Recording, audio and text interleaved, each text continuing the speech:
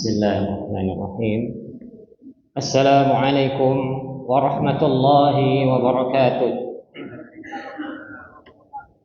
Innal hamdalillah nahmaduhu wa nasta'inuhu wa nastaghfiruh wa na'udzu billahi min shururi anfusina wa min sayyiati a'malina.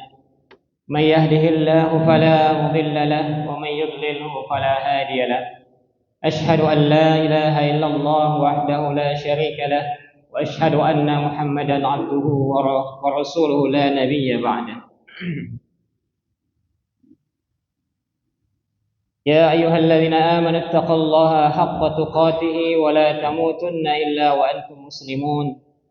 يا أيها الناس اتقوا ربكم الذي خلقكم من نفس واحدة وخلق منها زوجها وبث منهما رجالا كثيرا ونساء واتقوا الله الذي تساءلون به والأرحام إن الله كان عليكم رقيبا.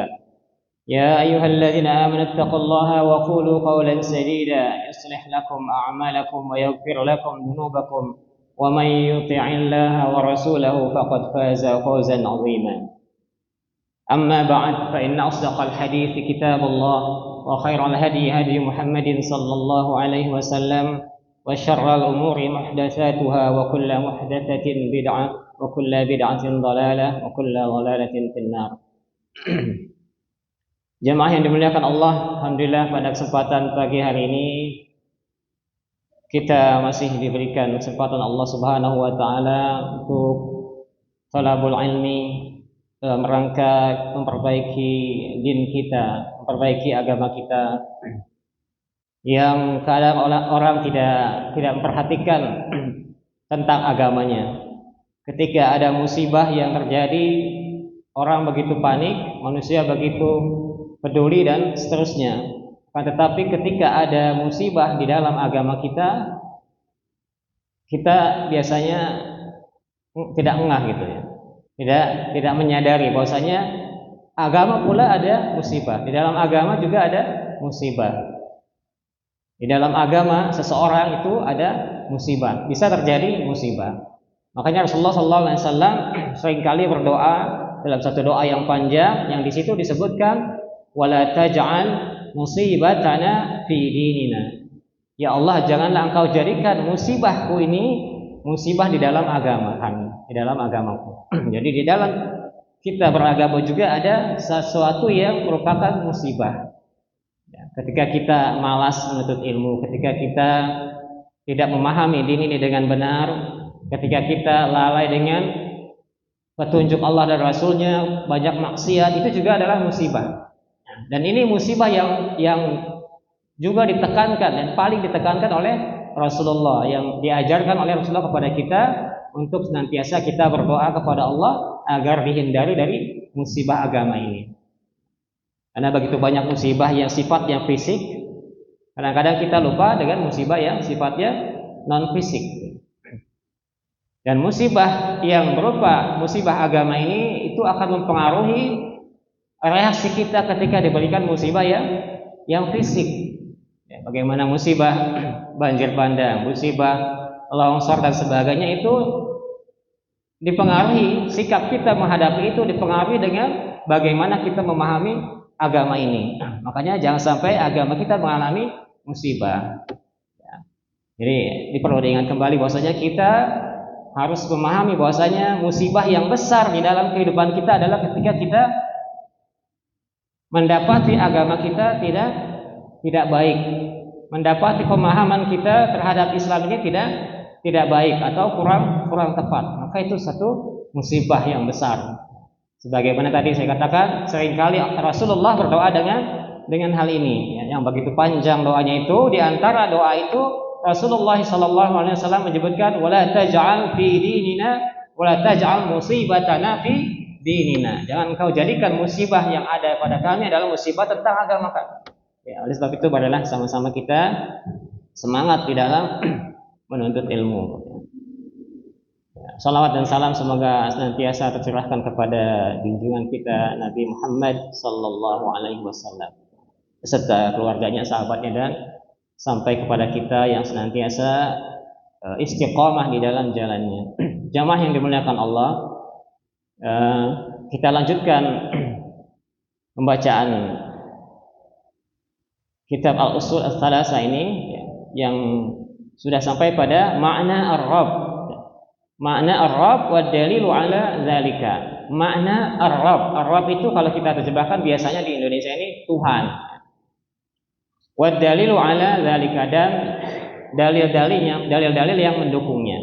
Dalil-dalil yang menyebutkan tentang hal itu. Disebutkan dalam kitab itu, fa iza qila laka man rabbuka, jika dikatakan kepadamu atau jika ditanyakan kepadamu man rabbuka, siapa Tuhanmu. Jadi kita pastikan dulu atau kita sepakati dulu di sini Rabb maknanya atau artinya Tuhan ya. Nanti walaupun nanti ada rincian-rinciannya Rabb itu apa, sama tidak dengan Tuhan gitu. Sementara ini kita katakan Rabb itu adalah Tuhan. Jika dikatakan kepada kalian, kepadamu, kata Syekh, wa idza qila laka, apabila dikatakan atau ditanyakan kepadamu man rabbuka, siapa Tuhanmu, faqul rabbi Allah, maka katakanlah Tuhanku adalah Allah, allazi rabbani wa rabba jami'al alamin, yaitu yang rabbani, yang memeliharaku. Nah, di sini juga ada kata Rabb, ini maknanya nanti kita jelaskan. Sementara kita artikan dengan yang memelihara, ya, yang membina atau yang merawat ya. Allazi rabbani wa rabba jami'al alamin, yang merawatku, yang memeliharaku dan juga yang memelihara jami'al alamin, seluruh alam. Wa jami'a wa rabba jami'al alamin bi ni'amihi, dengan nikmatnya, dengan nikmat-nikmatnya. Jadi Allah Subhanahu wa taala memelihara kita dan juga alam semesta ini dengan nikmat-nikmatnya. Wa huwa ma'budi, dan dia adalah ma'bud. Ma'bud apa namanya? Maf'ul ya. Ma'budi, dia itu adalah sesembahanku. Bisa kita artikan seperti itu. Wa huwa ma'budi laisa li ma'budun siwahu, dan tidak ada yang selainnya, tidak ada ma'bud, tidak ada sesembahan bagiku li siwahu, selain daripadanya. Wa dalilu qauluhu ta'ala, dan dalilnya adalah perkataan atau firman Allah Ta'ala, alhamdulillahi rabbil alamin. Jadi kalimat alhamdulillahi rabbil alamin ini menjadi dalil ya, akan rububiyah Allah. Makanya jangan sampai kita tidak memahami Al-Fatihah. Al-Fatihah seringkali kita ucapkan ya. Ada acara Al-Fatihah, acara ini Al-Fatihah ya. Ada apa namanya, dengar orang yang meninggal, kita bacakan Al-Fatihah, tapi kita nggak paham maknanya. Seringkali tidak paham maknanya. Sering diucapkan tapi nggak paham maknanya. Ya, banyak sekali ayat-ayat yang sering diucapkan tetapi kita nggak paham prakteknya. Ya, ada orang misalnya musim Natalan ya, yes, dia katakan nggak apa-apa kita mengucapkan Natal ya. Nanti ada pembahasannya juga ya. Ini bukan dalam rangka intoleran, bukan ya. Saya seringkali mengucapkan ini bukan, tapi masalah ilmiah. Kan nggak apa-apa. Saya mengucapkan selamat hari pahlawan, saya nggak jadi pahlawan misalnya gitu, ada komentar sedikit. Saya mengucapkan hari anak nasional, saya nggak jadi anak-anak gitu. Itu logikanya lucu gitu. Saya mengucapkan selamat hidup baru, saya nggak jadi pengantin baru gitu ya. Tidak seperti itu. Ini masalah akidah. Ketika kita mengucapkan itu berarti kita mengakui bahwasanya Allah punya anak. Mengakui bahwasanya Allah punya anak. Padahal kita seringkali mengucapkan atau membaca qul huwallahu ahad, Allahus samad, lam yalid wa lam yulad wa lam yakul lahu kufuwan ahad. Sering kita baca ini dalam salat. Bolak-balik kita baca salat zuhur, asar, maghrib dan sebagainya, dan seterusnya. Tetapi kita nggak paham maknanya. Bahwasanya di situ mengandung akidah, bahwasanya kita tidak mengakui bahwasanya Allah punya anak, nggak mengakui itu. Dan ini masing-masing agama masing-masing. Kita meyakini itu, orang lain meyakini yang lain, ya tafadhal, urusannya kepada Allah. Ya. Itu namanya toleransi. Lakum dinukum waliyadin. Bagimu agamamu, bagiku agama aku, udah. Silakan gitu.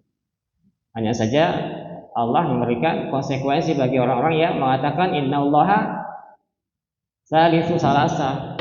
Laqad kafara alladziina qalu innallaha salisu salasa. Sungguh telah kafir orang-orang yang mengatakan sesungguhnya Allah itu satu di antara yang tiga, atau mengatakan bagi Allah ada anak, sebagainya. Nah, ini adalah masalah agama. Makanya saya katakan tadi, jangan sampai kita mendapati bahwasanya di diri kita itu ada musibah yang kita tidak sadari, musibah din. Musibah itu musibah agama. Musibah agama yang lebih besar daripada musibah fisik. Kalau kita punya sesuatu yang kita tidak sadari berupa musibah, itu fatal ya, fatal akibat. Bukan kita kehilangan rumah, bukan kehilangan harta, tapi kita kehilangan iman. Nauzubillahi min dzalik. Jamaah yang dimuliakan, jadi alhamdulillahirabbil alamin atau bagian dari Al-Fatihah ini merupakan dalil bahwasanya Rabbi Allah, Tuhan kita adalah Allah. Wa kullu ma siwa Allah alamun wa ana wahidun min dzalikal alam. Dan setiap yang selain Allah adalah alam. Alam ya, kalau bahasa kita alam ya, alam semesta. Dan kadang-kadang kita nggak menyadari bahwasanya kita termasuk alam dalam bahasa Arab alam sebutnya. Ya, kalau orang Indonesia nyebutnya alam. Kita termasuk daripada alam. Bukan kita katakan indah ya alamnya, pemandangan alamnya indah ya. Itu bagian dari alam, pemandangan itu bagian dari alam. Tapi kadang-kadang orang menyempitkan alam itu dengan pemandangan sawah-sawah, gunung-gunung dan sebagainya. Padahal alam itu luas. Bukan hanya pantai, kita termasuk alam. Ya. Wa ana wahidun min dzalikal alam, dan saya dan ana, kata ini penulis buku kitab ini, kita harus menyebutkan seperti itu. Dan saya adalah termasuk daripada alam. Kita adalah alam, termasuk alam. Maka kita tidak pernah terlepas dari alam. Makanya kita menjaga alam dengan menjaga, diantaranya menjaga agama kita. Kalau agama kita rusak, alam rusak. Di dalam Islam ada tuntunan jangan memetik ranting, memetik bunga atau sesuatu yang dari bagian pohon yang tidak kita perlukan. Itu memetik saja tidak boleh. Dalam peperangan juga nggak boleh merusak pohon-pohon, tidak boleh merusak alam sekitar. Dalam Islam itu, jangankan kayu-kayu yang besar, pohon-pohon yang besar, ranting saja kalau kita nggak perlu nggak boleh dipetik. Masya Allah ya.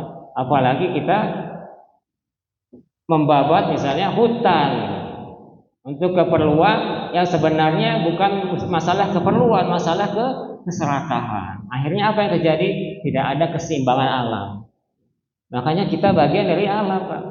Ya, betul kata Pak Dedi ya. Ya, merawat alam. Jangan sampai alam itu justru berbalik mencelakakan kita. Karena kita bagian dari alam. Kalau alam rusak, kita juga rusak. Ya.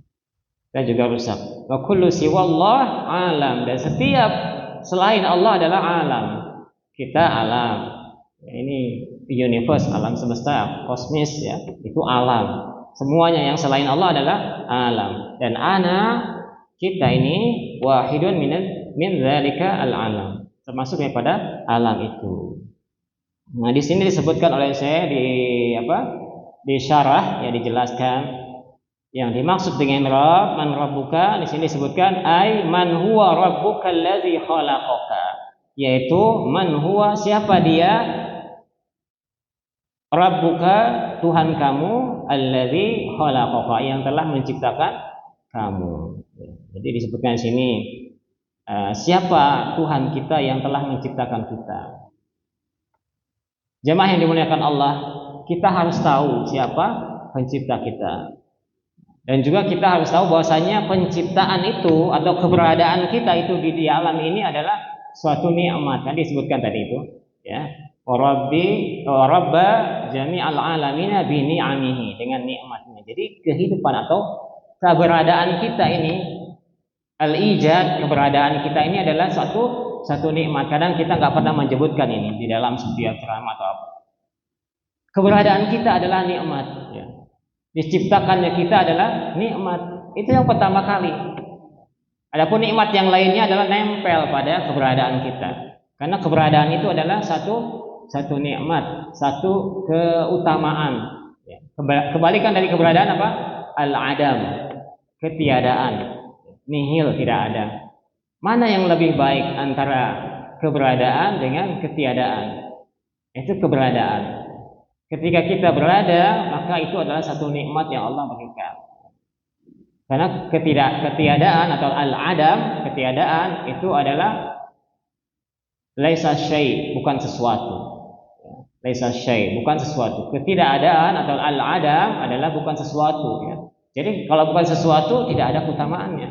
Maka ketika kita diciptakan oleh Allah, ini merupakan nikmat, ya. Yang tadinya kita tidak ada, kemudian diadakan oleh Allah Subhanahu wa taala, diciptakan. Ini adalah nikmat yang pertama kali.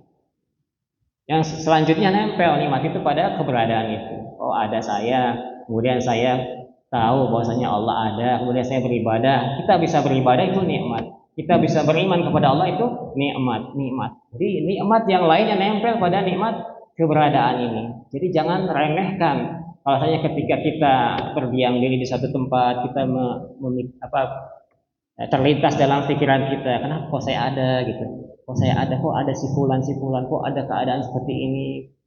Itu adalah alamat atau ilham kepada kita harus kembali kepada nikmat yang pertama tadi, nikmat keberadaan kita. Nikmat keberadaan. Dan ini sering juga dibicarakan dalam dunia kenyataan. Ya, kadang-kadang keberadaan kita disalahpahami. Oh, saya mendingan nggak ada kalau kayak gitu. Masa saya disiksa, masa saya masuk neraka gitu. Saya mendingan nggak ada. Seperti orang kafir mengatakan ketika mereka menemukan azab di yaumil qiyamah, ya, alangkah baiknya, ya laitani kuntu turaba, katanya seperti. Alangkah buruknya, sesungguhnya saya itu mendingan saya nggak ada gitu. Mendingan saya jadi tanah aja gitu.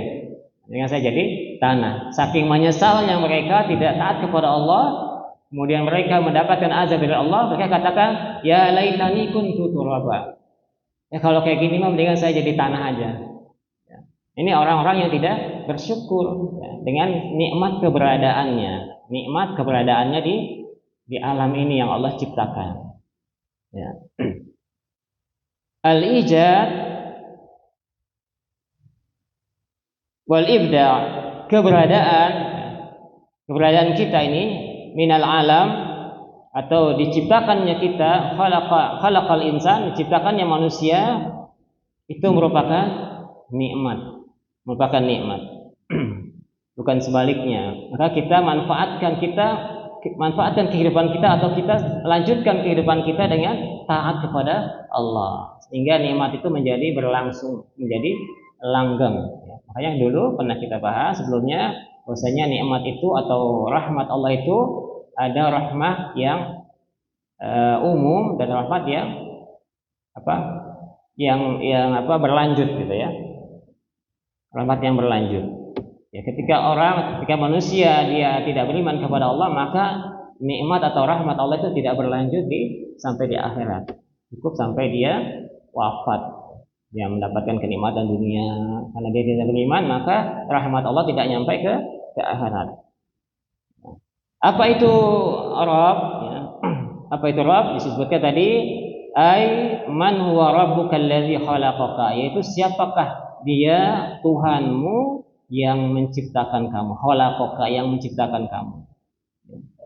Kemudian wa amaddaka, kemudian yang memanjangkan atau melanjutkan awal penciptaan kamu atau melestarikan, ya. Wa amaddaka. Jadi ketika diciptakan ada keberlanjutannya. Kita ciptakan udah selesai gitu. Enggak, tapi ada keberlanjutannya. Ya. Wa a'addaka, dan mempersiapkan atau menyediakan kamu, memfasilitasi. Wa a'addaka. Kemudian warazaqaka, memberi sarana kehidupan kepadamu. Kemudian penjelasan tentang faqul rabbi Allah, katakanlah Rabbku adalah Allah. Di sini ada kata-kata allazi rabbani, yaitu yang telah merawatku. Ya, di sini ada kata rabba. Di sini seringkali kita mendengar kata-kata tarbiyah. Jadi di sini disebutkan bahwasanya Rabb itu diambil dari kata at-tarbiyah. Tarbiyah, pendidikan atau mendidik, ya. Mendidik, membina, ya, mengawasi, ya, merawat dan sebagainya, ya. Di sini disebutkan oleh Syekh, at-tarbiyatu hiya ibaratun an ri'ayati allati taqumul murabba. Tarbiyah itu adalah satu ibarat, satu ungkapan an-ri'ayah tentang ar-ri'ayah tentang ar-ri'ayah itu tentang perawatan atau tentang penjagaan ya. Penjagaan yang yakunu biha dengan melaluinya taqwimul murabba. Dengan melalui tarbiyah ini takwim terjadi pembentukan atau pembentukan apa? Al-murabba yang al-murabba adalah yang objek daripada tarbiyah itu, yang dididiknya atau yang dibinanya, dibentuk. Jadi Allah itu membentuk manusia supaya menjadi insan yang kamil, yang sempurna, menjadi insan yang baik, menjadi insan yang kuat dan sebagainya. Karena tarbiyah itu meliputi jasmani, ya, rohani, akal, ya. Bukan hanya soal akal saja. Makanya dalam dunia pendidikan tidak benar kalau seorang guru hanya mementingkan aspek kognitif saja, aspek pengetahuan saja, tidak benar, kurang sekali. Karena ada aspek kognitif, afektif dan psikomotor. Ya. Jadi hanya mementingkan ilmunya saja, tapi tidak diperhatikan akhlaknya, adabnya dan sebagainya, itu keliru sekali. Makanya hasilnya nanti orang pintar tapi tidak beradab, ya, orang pintar tadi tapi tidak jujur dan sebagainya. Ini hasilnya akan mempengaruhi keadaan manusia, keadaan satu masyarakat. Kalau pendidikannya tidak benar, kurang tepat, maka akan mempengaruhi kehidupan bangsa dan negara. Ini diambil daripada kata tarbiyah. Ya. Ya. Wa yus'irul kalamul mu'allif, dan diisyaratkan pada perkataan mu'allif penyusun kitab ini, anna ar-rabba ma'khudun minat tarbiyah, bahwasanya ar-rabb diambil dari kata at-tarbiyah.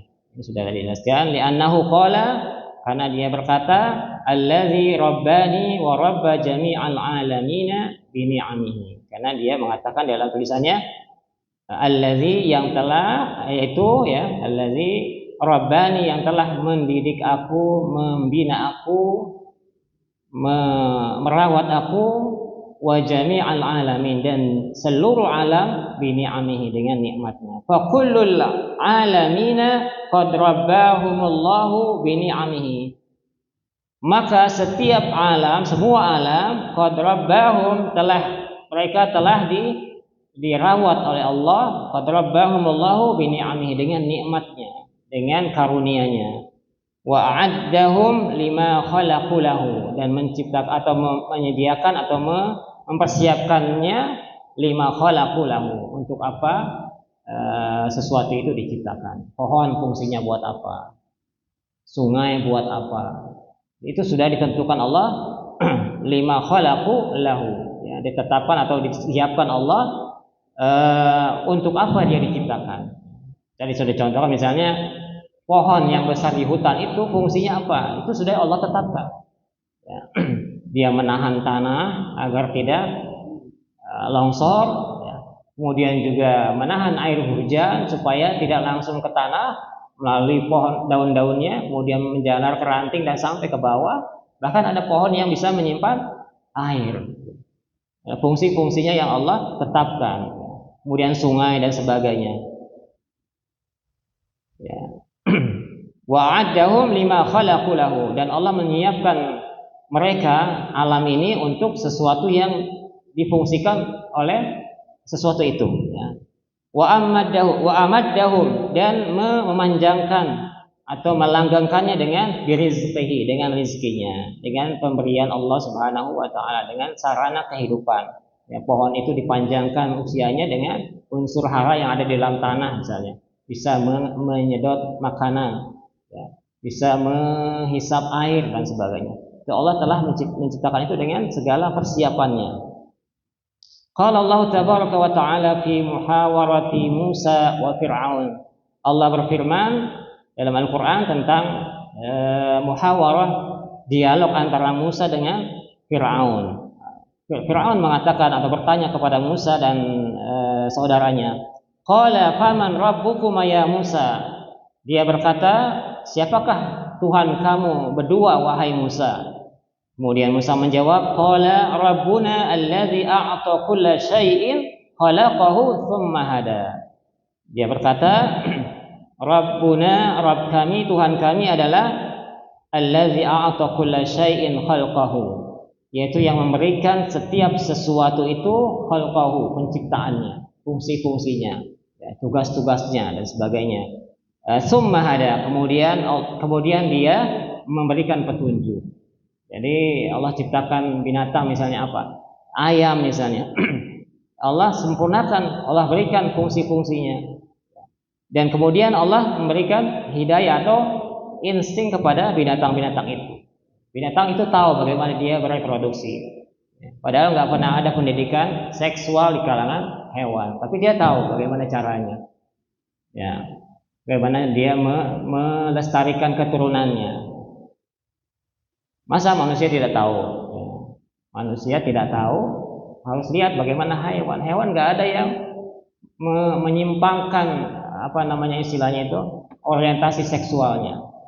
Laki-laki kepada perempuan, ya, laki-laki kepada laki-laki. Hewan saja tahu gitu, punya hidayah, diberikan hidayah Allah, diberikan insting. Nggak ada yang sebaliknya. Tapi manusia ada yang menyimpang dari itu. Nauzubillahi min dzalik. Kemudian ya, jadi Allah menyiapkan segala sesuatunya, bagaimana fungsi ginjal dan sebagainya, paru-paru dan sebagainya. Untuk satu fungsi tertentu, pohon-pohon, kemudian hewan-hewan, bagaimana hubungan antara mereka, ya, simbiosis mutualisme, simbiosis komensalisme dan sebagainya. Itu ada dalam aturan Allah Subhanahu wa taala. Wa kullu ahadin minal alamin, dan setiap satu dari alam ini qad rabbahu Allah, sungguh telah Allah pelihara, telah Allah bina, telah Allah rawat, bini'amihi, dengan nikmatnya. Jadi kembali kepada perkataan tadi, maksudnya keberadaan kita, penciptaan Allah tentang makhluknya dan alam semesta ini adalah dengan nikmat. Jadi nikmat, ya, keberadaan kita adalah nikmat. Ya, kalau kita kembali yakini, pahami bahwasanya keberadaannya saja sudah nikmat. Ya.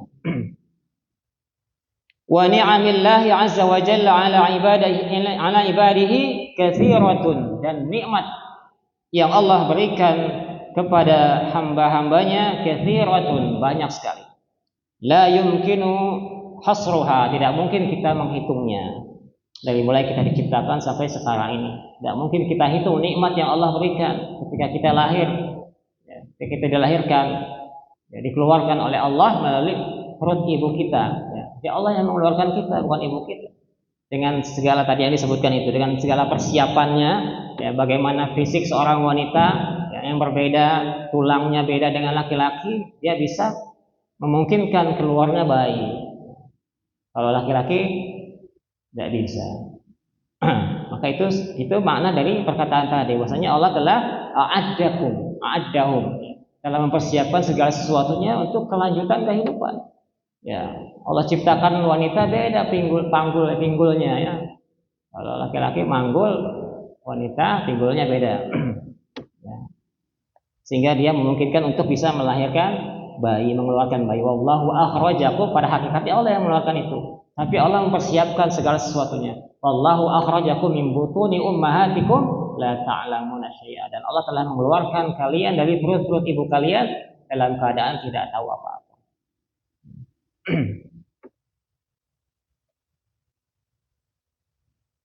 Jadi nikmat Allah itu sangat banyak, kita tidak bisa menghitungnya.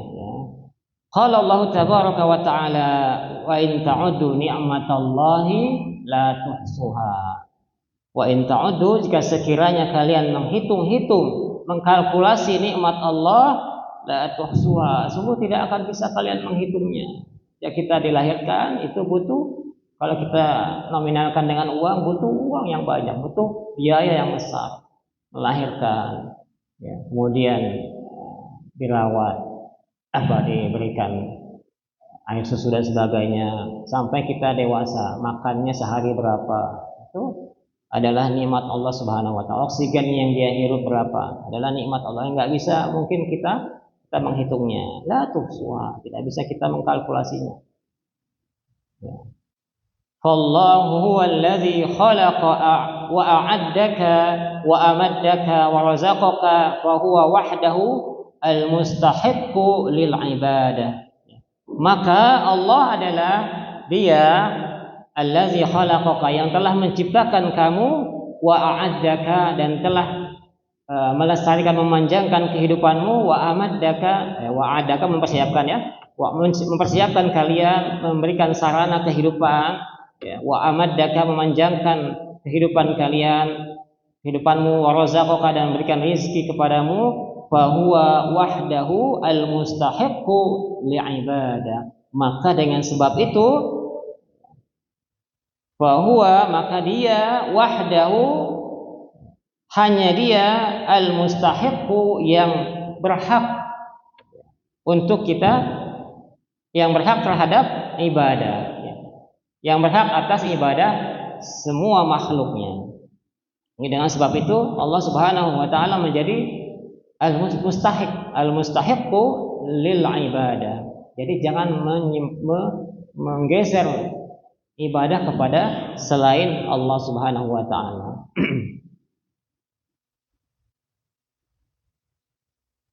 Dan ini adalah hal ini adalah sesuatu yang sangat ditekankan oleh Allah, sehingga Allah mengutus setiap rasul dengan perintah untuk beribadah hanya kepada Allah saja. Jangan menduakan, jangan syirik, jangan melakukan kesyirikan.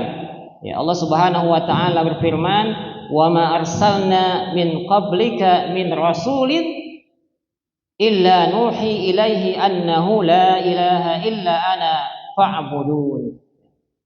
Wa ma arsalna min qablika, dan tidaklah kami utus min qablika, dari orang-orang sebelum kamu, min rasulin, dari rasul, min rasulin, dari rasul, illa nuhi, kecuali kami wahyukan, ilaihi, kepadanya, annahu, bahwasanya, la ilaha illa ana fa'budun, maka sembahlah aku, kata Allah Subhanahu wa taala. Jadi ini adalah pesan langsung kepada Rasul. Kalau kita melihat kalimat la ilaha illallah misalnya, ada la ilaha illa ana, ada la ilaha illa huwa, ya. Mana yang lebih dekat? Mana yang lebih pasti? Mana yang lebih pasti? Tentu saja yang pasti adalah ketika Allah langsung menyampaikan itu. Allah langsung menyampaikan kepada Rasul, ya. Kalau kita katakan la ilaha illallah, tidak ada Tuhan kecuali Allah, itu kita tidak langsung, bukan kita yang disampaikan oleh Allah kepada kita bahwasanya tidak ada ilah kecuali Allah, bukan. Tapi itu adalah kita dapat informasinya, gitu. Artinya kita orang ketiga yang dapat informasi tentang kalimat itu. Tetapi ini adalah la ilaha illa ana, tidak ada Tuhan kecuali aku. Ini berarti Allah berbicara kepada hambanya, seorang hamba. Jadi langsung, ini lebih kuat. Maka kita memahaminya bahwasanya ini adalah satu hal yang sangat penting, yang sangat urgen. Ini adalah sesuatu pesan yang Allah sampaikan langsung kepada seorang hamba. Kalau kita katakan la ilaha illallah, itu hanya informasi, kita menyebutkan sesuatu informasi yang kita dengar atau kita pelajari, bahwasanya tidak ada ilah kecuali Allah. Kita tidak dapat langsung dari Allah, ya. Tapi kalau ini adalah Allah wahyukan kepada Rasul itu la ilaha illa ana. Jadi Rasul itu adalah langsung kepada Allah, ya. Langsung mubasyarah, langsung Allah yang bicara. Langsung Allah yang bicara. Ini apa namanya? Lain nilainya atau lain bobotnya, ya, bobotnya lain. Maka ketika Nabi Yunus mengatakan la ilaha illa anta subhanaka inni kuntu minadh zalimin. Tidak ada ilah kecuali engkau. Subhanaka, maha suci engkau. Inni kuntu minadh zalimin. Sesungguhnya aku termasuk orang-orang yang zalim. Ini sebutkan di situ adalah la ilaha illa anta. Jadi menunjukkan kedekatan bahwasanya Nabi Yunus itu langsung kepada Allah. Ya. tentu keimanannya lebih kuat daripada tadi yang menggunakan kata ganti orang ketiga, kata ganti ketiga gitu ya. La ilaha illa anta, tidak ada ilah kecuali engkau, subhanaka inni kuntu minadz zalimin. Beda, paham Pak? Ya, jadi ketika kita menemukan kalimat la ilaha illallah, ada la ilaha illa huwa, ada la ilaha illa ana, seperti yang disampaikan Allah kepada seorang rasul di sini. Setiap rasul yang diutus Allah, la ilaha illa ana, tidak ada ilah kecuali aku. Itu artinya dia langsung berhadapan dengan istilahnya langsung ya, khotob ya, yang ditujukan untuk bicara. Ya, ini bobotnya berbeda. Makanya bobot doa ketika kita katakan la ilaha illa anta subhanaka inni kuntu minadz zalimin, itu lebih dekat kita dengan Allah ya, dibandingkan ketika kita sebutkan la ilaha illallah ya. Insyaallah mudah-mudahan paham. Ya, kemudian juga ada kata-kata dalam Al-Qur'an, inni anallah la ilaha illa ana fa'budni wa aqimis salata li dzikri. Juga ada kata-kata innani, sesungguhnya aku, anallah, aku Allah. Ya, Allah mengenalkan kepada manusia, kepada makhluknya bahwasanya saya itu Allah. Saya itu Allah. Jadi ketika kita ingin mengenal Rabb kita, ya, tentu bukan hanya dari jalan ayat-ayat kauniyah, tapi juga dari ayat-ayat syar'iyah. Ya.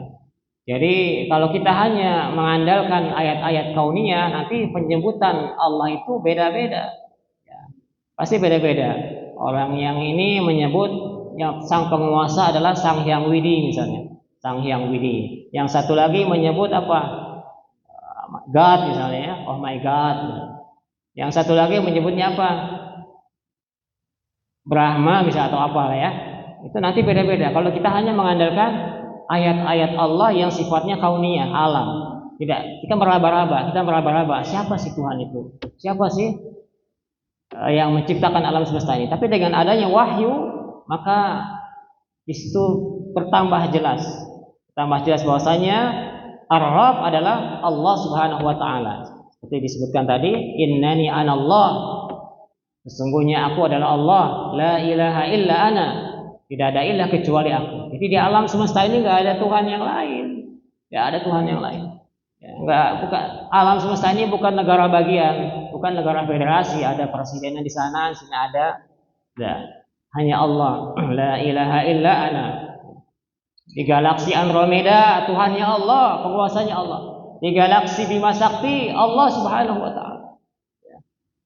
Di galaksi yang lain Allah semuanya adalah Allah Subhanahu wa taala. Hanya Allah Subhanahu wa taala. La syarikalah. Tidak ada syarikat bagi Allah. Allah menciptakan secara menyendiri, ya. Tidak ada andil dari yang lainnya. Maka jangan sampai kita menyekutukan Allah. Ya, ini pentingnya tauhid. Makanya mungkin ada sebagian orang yang bosan ya bosan ketika kajian itu, kalau kajian yang sifatnya bukan tematik biasanya suka bosan biasanya. Seakan-akan kurang ini ya. Biasanya kalau yang lucu-lucu baru mungkin. Padahal kajian-kajian itu justru menguatkan kita ya. Jadi ilmu itu masuk secara perlahan, menguatkan akidah kita, ya, sehingga kita kokoh. Jangan sampai pengajian itu hanya kita ngaji banyak tertawa, udah di luar nggak bisa dipraktekkan. Ketika kita keluar dari pengajian nggak bisa dipraktekkan, karena yang dinilai lucunya, ada dinilai apalah ya. Kata kajian itu seperti itu. Ketika kita mengaji harus bisa merubah kita, inqilab, ada perubahan. Jangan sampai ngaji ya seperti itu saja, joget-joget, salawat-salawatan. Ya bukan kita ngomongin orang ya, tapi saya lebih cenderung untuk membahas tekstual, kemudian kita lihat di prakteknya. Jadi makanya kadang-kadang kesannya menghakimi amalan orang, bukan. Memang seperti itu, dakwah itu memang seperti itu. Dakwah Rasulullah SAW ketika di Makkah itu banyak bergesekan dengan pemahaman yang ada sebelumnya, kaum Quraisy ya. Nabi mengajarkan ini, mengajarkan itu, yang bertentangan dengan keyakinan mereka. Tentu ada gesekan. Nama dakwah itu ada pergesekan. Selama tidak ada anarkis itu nggak ada masalah. Kan dunia demokrasi katanya ya, boleh kita dakwah. Nggak sama dengan orang lain ya nggak apa-apa, boleh. Jadi adu argumen gitu, adu ilmiahnya, jangan adu otot gitu. Jangan adu otot. Ya, tradisi ilmiahnya dihidupkan. Ya, sebagaimana di antara tokoh-tokoh itu juga seperti itu. Ya. Gus Baha misalnya, ya itu tradisi ilmiah, bukan tradisi kekerasan, bukan. Kalau yang beda ya kita diskusikan. Dalam Islam seperti itu. Bila ada sesuatu yang menjadi ganjalan kita diskusikan, mujadalah atau kita diskusi ya. Mungkin setengah jam ya, masih banyak sebenarnya ini.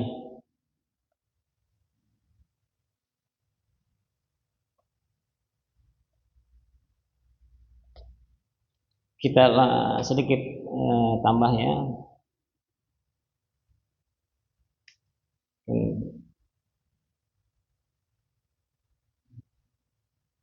Sedikit dilongkap-longkap.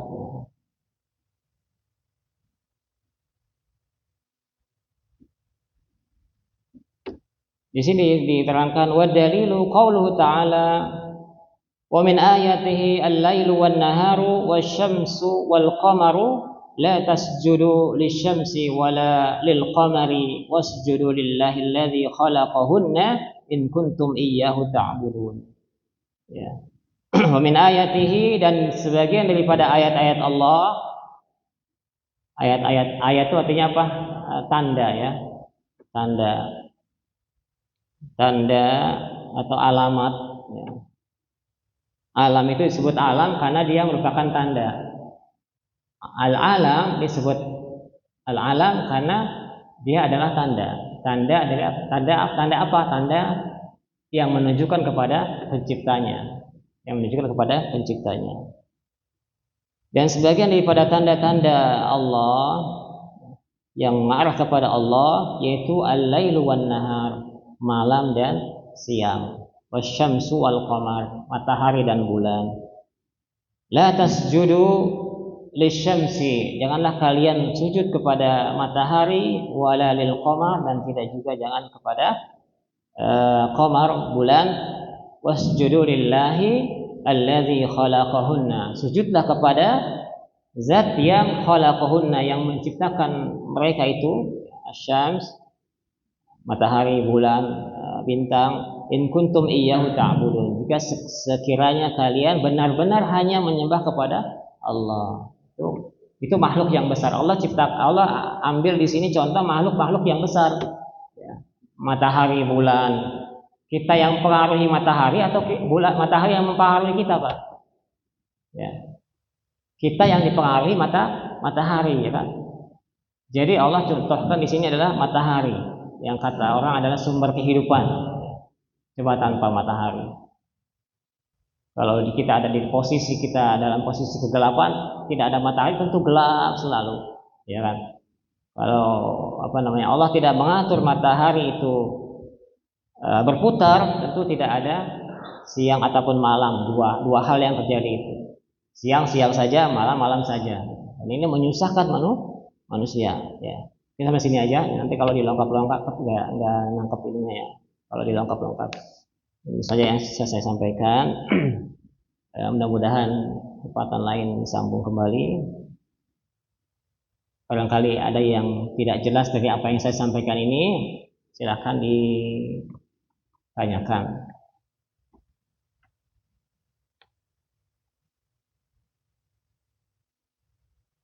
Kesimpulannya bahwasanya keberadaan kita adalah nikmat. Itu saja dulu ya. Bahwasanya keberadaan kita, al-ijad, keberadaan kita adalah nikmat dari Allah. Ya, nanti yang lainnya menyusul. Tidak ada nikmat yang lain kalau tidak ada keberadaan. Ya. Kalau kita nggak akan kita mendapatkan nikmat yang lain. Ya. Nikmat keberadaan, kemudian kita mendapatkan hidayah, itu nikmat petunjuk. Kemudian nikmat rezeki dan sebagainya. maka keberadaan adalah lebih utama daripada al-adam. Al-adam artinya ketiadaan, nihil, tidak ada. Cukup sampai sini apa ya? Kalau tidak ada, kita akhiri dengan doa kafaratul majlis. Subhanakallahumma wa bihamdika asyhadu an la ilaha illa anta astaghfiruka wa atubu ilaik. Assalamualaikum warahmatullahi wabarakatuh.